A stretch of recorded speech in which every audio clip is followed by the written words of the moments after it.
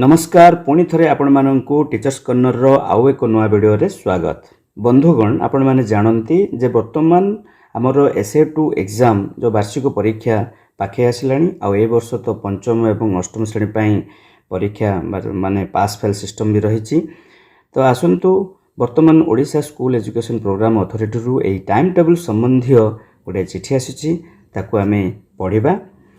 Odisha school education programme authority जार की चिठी संख्या रही 17,505/TE/26 एवं डेट रही 31/1/2026।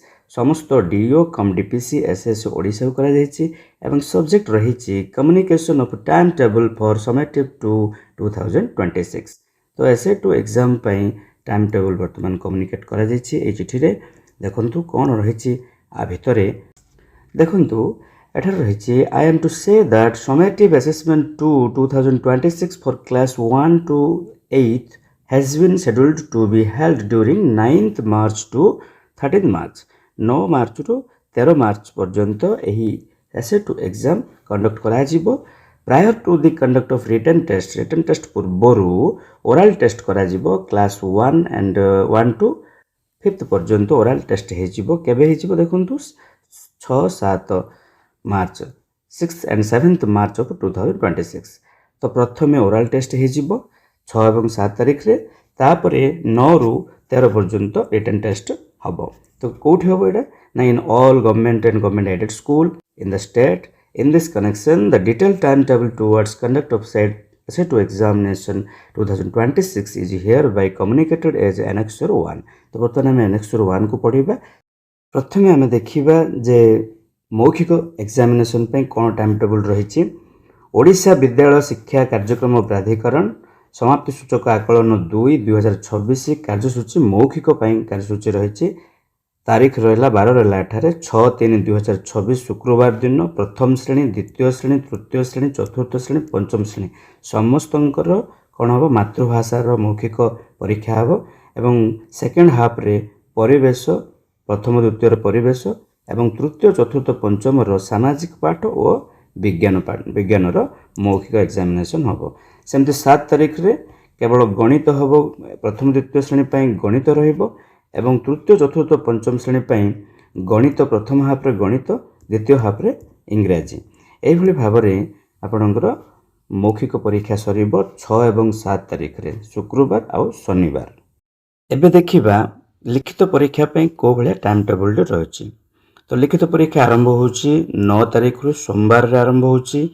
प्रथम बैठक हेबो 7टा रु 9टा एवं प्रथम द्वितीय तृतीय श्रेणी चतुर्थ पंचम श्रेणी मध्य षष्ठ सप्तम अष्टम श्रेणी समस्तंकर एक आरंभ करी अष्टम श्रेणी पर्यंत समस्तंकर लिखित मातृभाषा परीक्षा रही। तापर द्वितीय बैठक आरंभ हो 9:30 रु 11:30 पर्यंत केवल षष्ठ सप्तम अष्टम श्रेणीर इतिहास रहिबो। सेमती 10 तारिख देखंतु 10/3/2026 मंगलवार प्रथम बैठक सेमती 7टा रु 9टा एठी समस्तंकर रही गणित रही एवं द्वितीय हाफ रे अर्थात 9:30 रु 11:30 भितर रहबो चित्रांकन षष्ठ सप्तम अष्टम श्रेणीर। सेमती 11/3/2026 रे प्रथम बैठक रही परिवेश प्रथम द्वितीय परिवेश चतुर्थ पंचम षष्ठ परिवेश सामाजिक पाठ एवं विज्ञान एवं षष्ठ सप्तम अष्टम श्रेणी केवल विज्ञान रही। सेम द्वितीय हाफ रे षष्ठ सप्तम अष्टम श्रेणी रही संस्कृत बा पार्सी। सेमती 12 तारिख दिन प्रथम बैठक चित्रांकन प्रथम द्वितीय तृतीय चतुर्थ पंचम श्रेणी चित्रांकन रहा। षष्ठ सप्तम अष्टम श्रेणी भूगोल रहा। सेमती 13 तारिख शेष दिन प्रथम बैठक रही इंग्राजी कार तृतीय श्रेणी चतुर्थ श्रेणी पंचम श्रेणी इंग्राजी षष्ठ सप्तम अष्टम श्रेणी इंग्लिश रहिबो एवं द्वितीय हाफ रे हिंदी षष्ठ सप्तम हिंदी रहिबो एवं अष्टम हिंदी संस्कृत पार्सी ओडिया ए टाइप सब रहिबो। तो यही भाव में टाइम टेबल को मात्र 5 दिन रे शेष करा जायछि। आपण माने देखले जानि परथुबे। ତା ସହିତ ବିଦ୍ରୋହ ବି ଆମେ ଟିକେ ପଢ଼ିବା। ବିଦ୍ରୋହରେ କ'ଣ ରହିଛି ଦେଖିଦେବା। 1ରୁ 5ମ ଶ୍ରେଣୀର ସମସ୍ତ ବିଷୟ ପରୀକ୍ଷା 1 ଘଣ୍ଟା 30 ମିନିଟ୍ ହେବ। ଅର୍ଥାତ୍ ପ୍ରଥମ ବୈଠକ ସକାଳ 7ଟାରୁ 8ଟା 30 ପର୍ଯ୍ୟନ୍ତ ହେବ।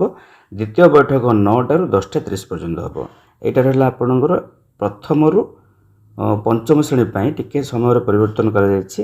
ମାତ୍ର 1 ଘଣ୍ଟା 30 ମିନିଟ୍ ହେବ, ଯାହାକି ସକାଳ 7ଟାରୁ ଆରମ୍ଭ ହୋଇକି ପ୍ରଥମ ବୈଠକଟା ସକାଳ 7ରୁ ଆରମ୍ଭ ହୋଇକି 8ଟା 30ରେ ସରିବ। ଦ୍ୱିତୀୟ ବୈଠକଟା 9ଟାରେ ଆରମ୍ଭ ହୋଇକି 10ଟା 30ରେ ସରିବ। କିନ୍ତୁ ଷଷ୍ଠ ସପ୍ତମ ଶ୍ରେଣୀ ପାଇଁ ସମସ୍ତ ବିଷୟର ପରୀକ୍ଷାଟା 2 ଘଣ୍ଟା ରହିବ। ପ୍ରଥମ ବୈଠକଟା ଆରମ୍ଭ ହେବ 7ଟାରୁ 9ଟା ଏବଂ ଦ୍ୱିତୀୟ ବୈଠକଟା 9ଟା 30ରୁ 11ଟା 30 ପର୍ଯ୍ୟନ୍ତ ହେବ। ପ୍ରଥମରୁ ଅଷ୍ଟମ ଶ୍ରେଣୀର ସମସ୍ତ ଶ୍ରେଣୀର 1ମରୁ 8ମ ସମସ୍ତ ଶ୍ରେଣୀର ଚିତ୍ରାଙ୍କନ ପାଇଁ ସମୟ 2 ଘଣ୍ଟା ରହିବ ଏବଂ ତୃତୀୟରୁ 5ମ ପର୍ଯ୍ୟନ୍ତ ସାମାଜିକ ପାଠ ପାଇଁ 45 ମିନିଟ୍ ଏବଂ ବିଜ୍ଞାନ ପାଇଁ 45 ମିନିଟ୍ ରହିବ।